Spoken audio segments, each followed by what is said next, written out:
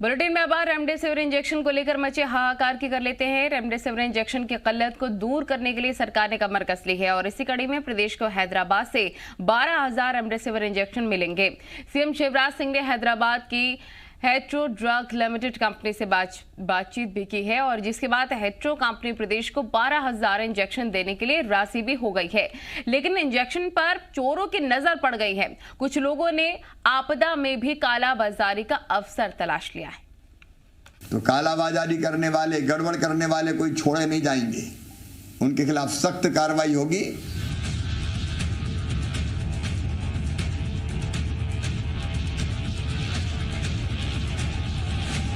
कोई तैयारी नहीं तो आज ये केंद्र सरकार हो या राज्य सरकार हो, राज्य सरकार में तो शिवराज सिंह जी कहते थे ये कोरोना नहीं, ये तो डरोना है। जब मैंने मार्च में ये बात कही थी, मैंने तो शुरुआत कर ली थी। उस समय तो ये भयानक स्थिति नहीं थी। मध्य प्रदेश में कोरोना का कहर दिन ब दिन बढ़ रहा है। संक्रमितों की संख्या बढ़ रही है, मौत का आंकड़ा बढ़ रहा है और इस महामारी की तेज रफ्तार के बीच बढ़ रहे हैं इंसानियत के दुश्मन। वो दुश्मन जिन्होंने आपदा को गोरख धंधे का अवसर बनाने का खेल शुरू कर दिया है।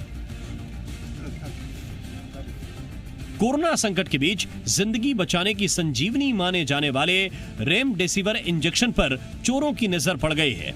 कहीं इंजेक्शन चोरी हो रहे हैं, कहीं कालाबाजारी हो रही है, तो कहीं मरीजों की मजबूरी का फायदा उठाकर कई गुना दाम पर इंजेक्शन बेचे जा रहे हैं। भोपाल में हमीदिया अस्पताल से करीब 863 रेमडेसिविर इंजेक्शन चोरी हो गए। इंदौर में एक रेमडेसिविर इंजेक्शन 22,000 रुपए में बेच रहे एक युवक को गिरफ्तार किया गया। इंदौर में ही क्राइम ब्रांच ने 400 नकली रेमडेसिविर इंजेक्शन बरामद किए। इंदौर में एसटीएफ ने 3 आरोपियों को 12 रेमडेसिविर इंजेक्शन के साथ गिरफ्तार किया। पकड़े गए मेडिकल स्टोर संचालक समेत तीनों आरोपी ऊंचे दाम पर इंजेक्शन बेचने की फिराक में थे। जबलपुर में रेमडेसिविर की कालाबाजारी का भांडाफोड़ हुआ। जबलपुर पुलिस ने 3 लोगों को 4 इंजेक्शन के साथ गिरफ्तार किया, जो 5400 के इंजेक्शन को 77,000 रुपए में बेचने की कोशिश कर रहे थे। भोपाल में रेमडेसिविर इंजेक्शन चोरी हुए तो सरकार और पुलिस में हड़कंप मच गया। आनन फानन में चिकित्सा शिक्षा मंत्री विश्वास सारंग और पुलिस के आला अधिकारी अस्पताल पहुंचे और घटना की जानकारी ली। जीएमसी के स्टोर से चोरी का मामला सामने आया है। मामला बहुत गंभीर है। भोपाल डिविजनल कमिश्नर साहब और डीआईजी साहब स्वयं यहां पर आए हैं, पूरी वस्तुस्थिति का जायजा ले रहे हैं, क्योंकि जांच है इसलिए बहुत कुछ बोलना ठीक नहीं है। अभी मामला बहुत गंभीर है। आपदा के बीच कालाबाजारी का अवसर तलाशने वालों की कमी नहीं है, लेकिन सरकार का दावा है कि गड़बड़ी करने वालों को छोड़ा नहीं जाएगा।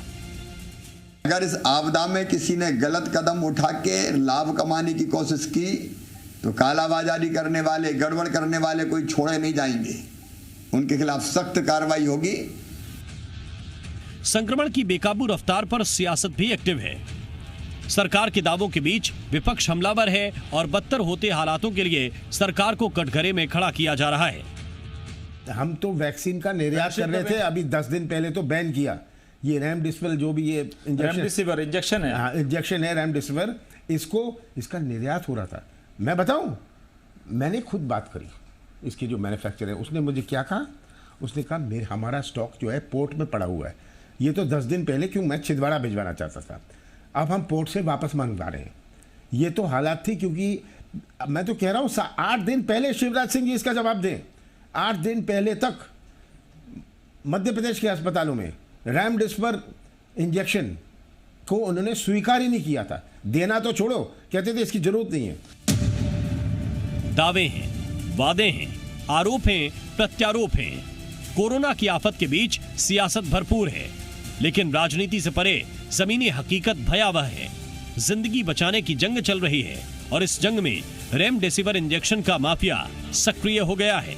ऐसे में सवाल यही है कि जब इम्तिहान इंसानियत का है तो क्यों महामारी में संजीवनी की कालाबाजारी हो रही है।